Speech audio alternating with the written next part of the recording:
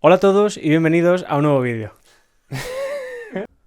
No sé qué habrá sido eso. Bueno, hola a todos y bienvenidos a un nuevo vídeo.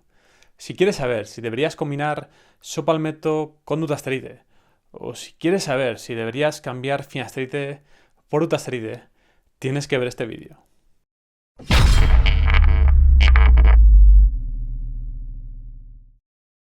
El usuario Jordi me dijo lo siguiente.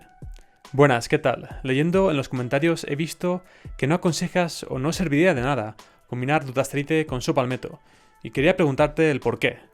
Yo actualmente combino finasteride con sopalmeto, que este último lo llevo complementando con finasteride a diario desde marzo aproximadamente, y realmente sí he notado mejoría en la densidad y en la caída de mi pelo después de llevar solo con finasteride como 10 años, y había pensado la posibilidad de combinar o sustituir por el finasteride 1 o 2 veces a la semana el dutasteride. ¿Tú crees que es viable esta combinación? Finasteride 5 días, dutasteride 2 días y sopalmeto a diario. Un saludo. Pues bien, Jordi, vayamos por partes. Primero, no tiene sentido combinar dutasteride con sopalmeto, puesto que dutasteride es más potente, inhibiendo ambos tipos de la enzima 5-alfa-reductasa que sopalmeto, por lo que no vas a obtener ningún beneficio al combinar estos dos medicamentos, algo que no sucede al combinar finasteride con sopalmeto, puesto que finasteride sí que es más potente inhibiendo la enzima 5-alfa-reductasa de tipo 2 que sopalmeto, pero es menos efectivo inhibiendo la enzima 5-alfa-reductasa de tipo 1 que sopalmeto. Por tanto, sí que tiene sentido combinar finasteride con sopalmeto, pero no tiene ningún sentido combinar dutasteride con sopalmeto. Por tanto, siguiendo esta línea de razonamiento, lo único recomendable sería combinar sopalmeto con finasteride, por lo que no te recomiendo combinar estos tres medicamentos. Si quieres usar dutasteride, usa solo dutasteride. Y si quieres usar finasteride, lo puedes combinar con sopalmeto, pero no combines los tres a la vez y tampoco combines dutasteride con sopalmeto. Por otro lado, el usuario Luis Cano me dice lo siguiente. Bueno, llevo una temporada queriendo comentártelo, pero ¿tú crees que influye en algo lavarse el pelo con agua fría? Te lo propuse hace un tiempo, pero sin mucha fe. Pienso que no debe haber mucha solidez científica detrás, pero toda ayuda es bienvenida.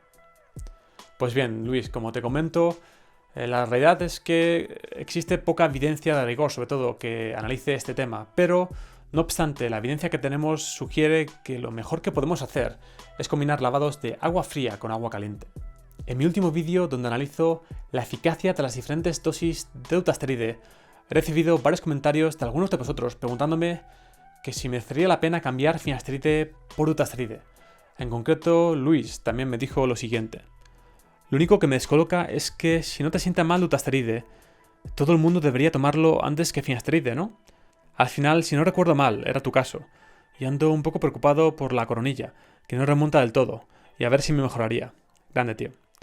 Como explico en ese y en otros vídeos, donde hablo sobre dutasteride, es cierto que este compuesto es más eficaz que finasteride, inhibiendo ambos tipos de la enzima 5-alfa-reductasa. En concreto, es hasta 3 veces más potente inhibiendo la enzima 5-alfa-reductasa de tipo 2 y hasta 100 veces más potente inhibiendo la enzima 5-alfa-reductasa de tipo 1 que finasteride. No obstante, la pregunta que muchos me habéis hecho es que si estáis consumiendo actualmente finasteride, deberíais cambiar a dutasteride. Y para mí la respuesta es muy simple. Si actualmente estáis consumiendo finasteride y si este tratamiento está siendo efectivo en vuestro caso, si ha conseguido detener el avance de la alopecia, y si estáis contento con el tratamiento, yo no me plantearía el cambio. No obstante, si vuestra alopecia sigue avanzando, si seguís perdiendo pelo de forma visible, ¿no? De forma significativa, o si, por ejemplo, y en este caso quizás dependería un poco, pero si queréis regenerar pelo en las entradas porque no lo habéis conseguido del todo con finasteride, entonces me plantearía cambiar a dutasteride. Ahora bien, tenéis que ser conscientes que si no tenéis pelos miniaturizados en la zona de las entradas o la coronilla, donde queráis que os crezca pelo, será prácticamente imposible que ningún tratamiento sea capaz de regenerar pelo en esa zona. Por tanto, como digo, si tenéis pelos miniaturizados en la zona de las entradas, quizás cambiar de finasteride a dutasteride os podría ayudar para regenerar pelo en estas zonas. Y sobre todo para casos en los que finasteride no sea efectivo, para todos aquellos que sigáis un tratamiento con finasteride, pero vuestra alopecia siga su curso, sigáis perdiendo pelo. En este caso sí que sería interesante cambiar de finasteride a dutasteride. El usuario Isma me comenta lo siguiente. Hola amigo, a mí me cuesta más la zona de la coronilla. Llevo un tiempo con finasteride 1 miligramo. ¿Cuál debería tomar? Gracias y feliz año. Pues bien, Isma, la respuesta es muy simple. Debes de esperar por lo menos un año con el tratamiento con finasteride para poder valorar la eficacia del tratamiento en tu caso. Si ves que tu alopecia sigue su curso, entonces sería interesante cambiar de finasteride a dutasteride. Pero, por otro lado, si tu alopecia se ha detenido, si el avance de tu alopecia se ha detenido, si no sigues perdiendo pelo, y si, por ejemplo, has conseguido regenerar algo de pelo, en este caso podríamos decir que finasteride ha sido efectivo en tu caso y quizás deberías seguir con este tratamiento. No obstante, para todos aquellos que estéis en esa situación y que queráis regenerar algo más de pelo, quizás en las entradas o en la coronilla, pues podríais plantearos el cambio a dutasteride. No obstante, como digo, tenéis que ser conscientes de que si no tenéis pelos miniaturizados en estas zonas, será prácticamente imposible que consigáis regenerar pelo con ningún tipo de tratamiento.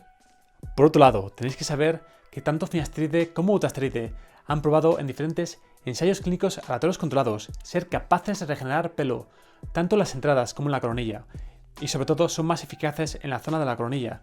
Por tanto, la única diferencia entre estos dos compuestos es la cantidad de DHT que ambos compuestos son capaces de inhibir, siendo dutasteride más potente que finasteride, y la respuesta de cada paciente a cada tratamiento, porque es cierto que puede darse el caso de que haya pacientes que respondan mejor a finasteride que a dutasteride, y al revés, seguramente haya mucha más gente que responda mejor a dutasteride que a finasteride, puesto que dutasteride, como digo, es un fármaco mucho más potente.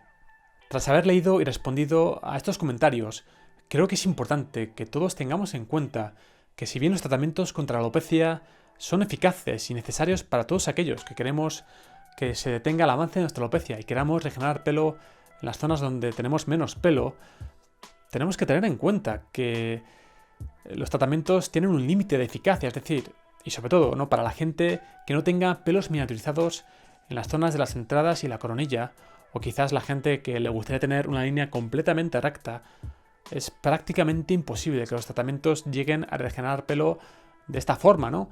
Por tanto, si queremos que nos crezca pelo en zonas donde no tenemos pelos miniaturizados, o por ejemplo, si tenemos unas entradas en forma de V, ¿no?, unas entradas normales acordes con nuestra edad, pero queremos que nuestra línea frontal sea una línea completamente recta, no tenemos más remedio que recurrir a un trasplante de pelo, porque no habrá ningún tipo de tratamiento con el que consigamos este tipo de resultados. Y si este es tu caso, debes ver este vídeo de aquí, donde explico varias cosas que debes saber antes de realizarte un injerto de pelo. Y por último, vamos a ver un comentario que me ha hecho gracia, pero que por otro lado debemos de tomárnoslo muy en serio, porque hay gente que no lo hace y que da recomendaciones que dejan mucho que desear. Bueno, vayamos con el comentario. El usuario Los Pollos Hermanos me dice lo siguiente: finasteride se utiliza a dosis elevadas para castración. Ahí lo dejo. A lo que el usuario Adrián le responde lo siguiente: lo dices como si la dosis no importase. Una simple anestesia te puede matar en dosis elevadas y también te la ponen cuando vas al dentista. Ahí lo dejo. A lo que Los Pollos Hermanos responde: claro que importa la dosis, y si has ido al colegio y sabes multiplicar, sabrás que te metes en el cuerpo en un año una cantidad nada despreciable, aunque luego se excrete. Esa dosis anual, por muy seguro que sea el medicamento, no es para nada natural para un individuo sano y en edad reproductiva. Solo estaría justificado su uso en hombres con patología prostática a dosis de 5 miligramos y en la cual ya te da igual lo que pueda pasar porque hay seguro disfunción eréctil, hiperplasia prostática benigna, alopecia, calidad de esperma muy baja. No veo a día de hoy que valga la pena el uso de 1 miligramo de finasteride con las consecuencias que puede tener para la salud de un hombre sano. A lo que le respondo a este usuario lo siguiente: hola, pollos hermanos. Por suerte lo que comentas no es cierto. Sabemos gracias a numerosos ensayos clínicos aleatorios controlados que el uso de 1 miligramo al día de finasteride en pacientes con alopecia endogenética es seguro a largo plazo, 10 años o más. Si quieres saber más al respecto, analizo algunos de estos estudios en este vídeo. Saludos. Bueno, y le dejo un link a este vídeo que te dejaré por aquí, donde efectivamente analizo qué dice la ciencia del rigor más alto al respecto de la eficacia y la seguridad de finasteride a largo plazo, 10 años o más. A lo que Los Pollos Hermanos responde lo siguiente: Future Vegan, por suerte para mí no te hago ningún caso, por desgracia para la masa, creen que sabes de lo que hablas y solo algunos sabemos que no tienes ni pajolera, más allá de la información superflua. Ah, por cierto, muchos de tus vídeos rozan la línea roja de YouTube con respecto a las recomendaciones, que no corresponden a un youtuber tomar, sino a médicos y farmacéuticos que de verdad sí somos profesionales sanitarios. Y esto, como os podéis imaginar, me hizo mucha gracia y le respondí lo siguiente. Si eres un médico o sanitario, deberías siempre basarte en la evidencia científica del rango más alto y en el consenso a nivel científico para realizar cualquier tipo de recomendación a tus pacientes. De no ser así, tus consejos no tendrían ningún tipo de valor y, evidentemente, irían en contra de la ciencia. Por lo que comentas, quien no tiene ni idea de lo que dice la ciencia eres tú, por lo que si realmente eres un profesional médico, deberías de estar avergonzado y no orgulloso. Saludos. A lo que este usuario responde lo siguiente. No voy a discutir contigo, cuando pises una facultad hablamos y eso. La evidencia científica en farmacología es a veces insuficiente y otras veces no concluyente según de qué tipo de estudio se trate. En el caso de finasteride no hay consenso y muchos estudios son contradictorios, así que deje de decir tonterías.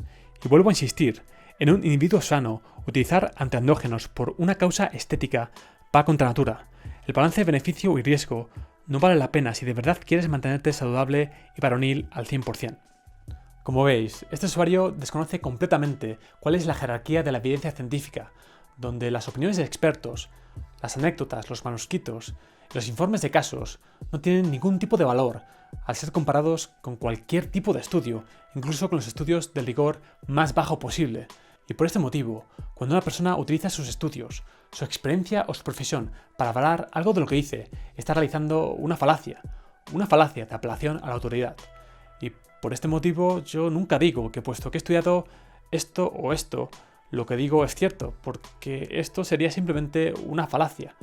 Para poder avalar y argumentar nuestra posición, sea la que sea, y para poder realizar cualquier tipo de recomendación, tenemos que basarnos en la evidencia del rango más alto disponible. Y como vemos, esta persona no solamente no lo hace, sino que desconoce por completo cuál es la jerarquía de la evidencia científica.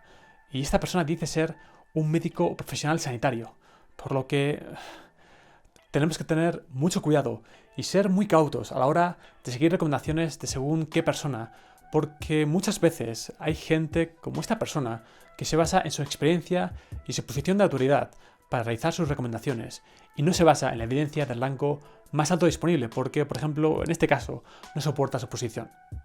¿Y tú has cambiado finasteride por dutasteride? Si es así, dime en los comentarios y dime qué tal te ha ido. Dime si en tu caso has conseguido detener el avance de la alopecia con dutasteride y si has conseguido regenerar todo el pelo que esperabas. Si quieres saber si el test genético de la alopecia podría ser una herramienta útil para saber cuál es la mejor medicación para cada caso, haz clic aquí. O quizás este vídeo de aquí te resulte más interesante.